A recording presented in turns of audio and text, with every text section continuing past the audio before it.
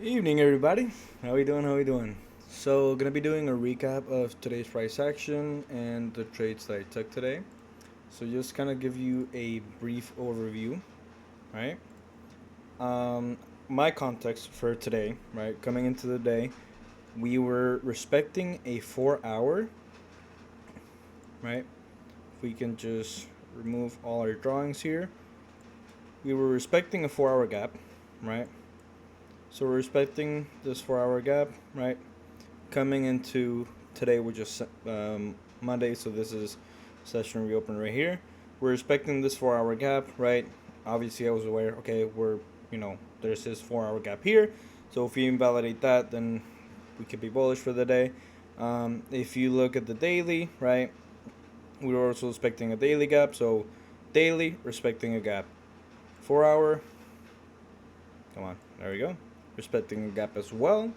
Obviously, you could consider this a 4 hour intermediate low. It is a low inside of a rally gap, so just be aware of that. But yeah, come into the day, very clear bullish bias. Also, more context, right? Made new all-time highs, and we're just kind of trending a little bit. Um, and if we want to look at an hourly chart to see how the day what the day's doing, right? Um, we put in this hourly gap, right, which I did have marked out, right. We could probably hide this for now, right. So we're respecting this hourly gap. London swept Asia low, right. I had that marked out from the previous night, so we swept that, and we were rallying off of it, and we just displaced through Asia highs and London highs, and we ended up invalidating that 4 hour gap that we saw earlier. Okay. So that pretty much wraps up like my high time from context. And if you look at just price action from the overnight, we're kind of riding the overnight VWAP, so at times riding the upper VWAP end. At there During London, we had this bit of a sell off, immediately recovered, and then continue trading higher. So I'm like, okay, that's what you know price was telling us at the moment. If we look at our fixed range volume profile.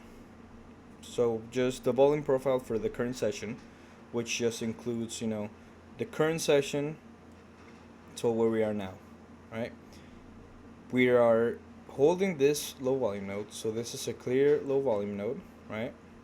You can see. It's also, kind of a break and retest if you could see it like that.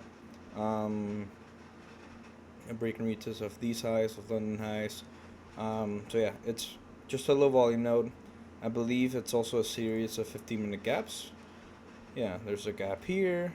It was filled, so we have this one. And then I believe it was also a 1 hour gap. Yeah, there's a 1 hour gap right here. So this first low, the 9 a.m. low, was a 1 hour intermediate low. Okay. So that's that low right here. So we'll mark it out. And we'll mark it out here because it's kind of hard to spot. It's right in the middle of this gap, so we're actually going to remove the middle line of this so we can clearly see where this 1 hour intermediate low is. We'll extend it to here. Okay. This is a 1 hour ITL. Cool. So at this point, and I did think about it, right? What have we done so far, right? We put in new all-time highs in pre-market, so around 8:10 a.m. when we put in the new all-time high. Okay, we had a sell-off off market open, right? If you look at the 15-minute, we did put in a 15-minute gap, right? We put in this 15-minute gap, right? And we set the IB low second. So those are two signs for us to be bearish. Me personally, because of how we were trending, right? This seemed like a solid trend, right? And it was just kind of play either side and just like see where your confluences align the most. To me, in my eyes, we had a low volume node here, but we're holding the low volume node, holding the value area low, and we're like, if we don't displace through this, we're just gonna sustain it. So that was kind of my thought process, right, coming into this. And we can kind of go over the first trade I took. So I took two trades. First one was a loss, then a winner.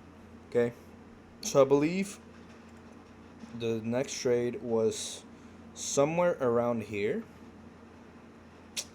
Can't remember exactly where it was. You can look at this. Yeah, it was during the next candle. So it was, I wanted to see, okay, we came into an area of failed selling, so we were at the value area low.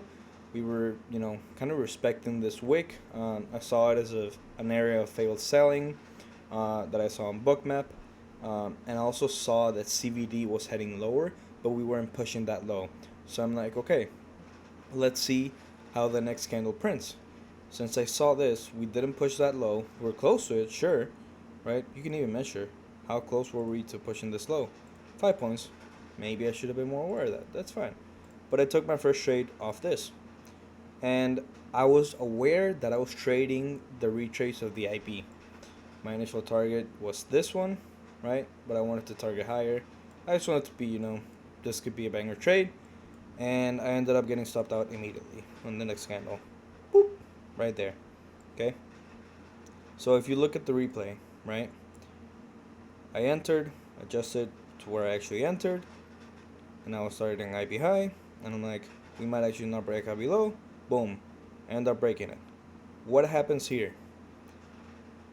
If we look closely, I entered almost immediately.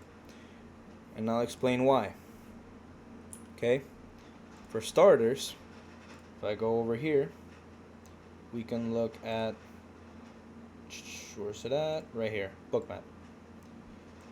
I saw a lot of failed selling, and immediately traded away from it. Our CVD recovered.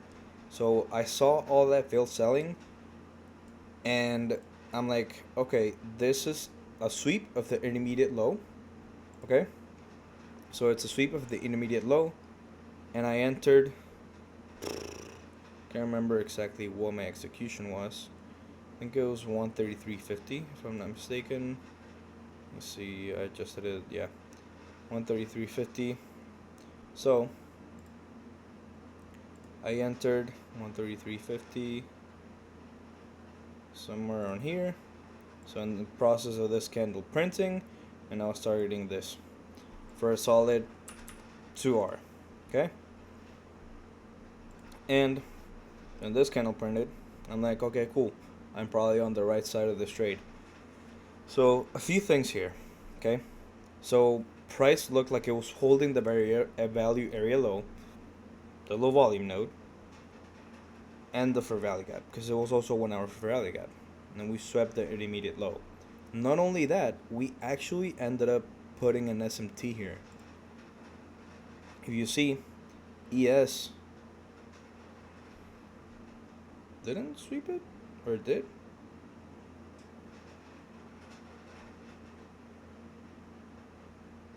Huh. I guess it did. Okay, that's on me. The SMT is like all the way up here. That's on me. The difference is like the SMT is there. I thought I saw it in the moment, but yeah, I saw like ES heading higher, and in Q wasn't. But yeah, I guess it was the wrong SMT. But we set the intermediate low, put in an SMT, so still solid confluences. That's funny. I did not realize that at the time. But still, both swept the intermediate low, I guess. And it just looked like ES wanted to head higher. It was slowly recovering. ES kind of looked good, in my opinion. And then I wanted to wait before adjusting my stop loss. So I had my stop loss here, right? And we can put it as stop loss. And I can actually look at my execution. So my first adjustment was here. So it was during the candle that broke New York VWAP. Yeah. So this candle printed, then this one printed, which is bearish. And then I'm like, okay, I want to wait. Okay, cool. We're recovering. We retested my entry point. What do we do here? We break above New York VWAP. So I'm like, this is good enough for me. I'll just minimize my risk, right? We're about a little above a 1-to-1. You could have closed out here for a solid 1-to-1, just recover your loss, you're fine. But I was pretty confident in my draw, right? Being this 15-minute intermediate high. Because if you look at it on a 15-minute chart, right? If you go to a 15-minute chart, this high right here is a high inside of 15-minute gap, okay? So, to me, right, since we were holding the value area low, holding the low volume node, holding the fair value gap, we swept the 1 hour intermediate low, we put in an SMT with ES. I had a bunch of confluences stacked on top of each other. The only thing that I had left was, am I comfortable holding this trade, right? Which was whether or not we broke above and sustained the VWAPs, right? Ideally, if we saw like price trade into the lower VWAP band, that would have been even better, but it's okay. And this true day open, right, I didn't really think it pulled too much relevance because London just traded through it multiple times, so it didn't look like it was going to hold that much relevance. And yeah, also previous day's high, I believe it was Friday. Yeah, Friday broke Thursday's high, if I'm not mistaken. Yeah, so Friday, it broke both, but it holds more relevance if it breaks the high, I believe, because of the context. But yeah, so this candle printed, and then I believe we kind of went into consolidation here for a little bit. Yeah. So it took a while. We had a lot of consolidations. We were consolidating for like 30 minutes, nearly, yeah. Because at 11 we made this push for the first 5 minutes, and then we just consolidated for a long time. And I can't remember exactly when it was that I trailed my stop. I think it was when we were pushing. Yeah. So it was actually when we were consolidating up there. I noticed I put in a fib, right? So like when we were consolidating, when we were like around here, I was like, okay, what's holding us here, right? Is there anything that's against my trade? First thing that came to mind, since we had the IB low not only set second, but also break, how are we looking in terms of the IB, right? That we retrace into anything. Look at that. We retrace to the 0.5. So I'm like, I'm going to just use this wick as my break-even point. It's a few points in profit. It covers the commissions. I'm good with that. Okay? And then in the process of, I believe it was this candle, maybe the next one. Yeah. It was this candle. You see how we have a large wick here? I'm like, we actually pushed the highs. So I'm like, I'm going to trail here. Because if you see in the replay, once we actually print this candle, it was looking strong at first. That's where I trailed. And then it just ended up being a wick. But immediately after, we got bought right back up. I wanted to see, because I also liked how we were sustaining above New York VWAP, right? This is New York VWAP right here. We're sustaining it, right? That light blue line is New York VWAP. We're sustaining it. We tested that 618, and I think I got out in this next candle. No. Yeah, I was just kind of watching, honestly, just watching numbers. See if we could push from 60s to 70s, from 70s to 80s, and then 80s to 85s. I was really just watching order flow and trying to be as objective as possible. Like, are we heavily rejecting one of these areas and this ended up happening. Like it just ripped my TP. Um, so yeah, the first trade I would say was probably unnecessary, mostly because I didn't wait for a sweep of liquidity. Waiting for that sweep of that 1 hour immediate low would have been great. You know, it is a bit riskier entering before the IB breaks. When we set one of the sides second and we're close to it, if you're trying to fade that, it can be risky because you do have a stat that holds a bit of significance against you.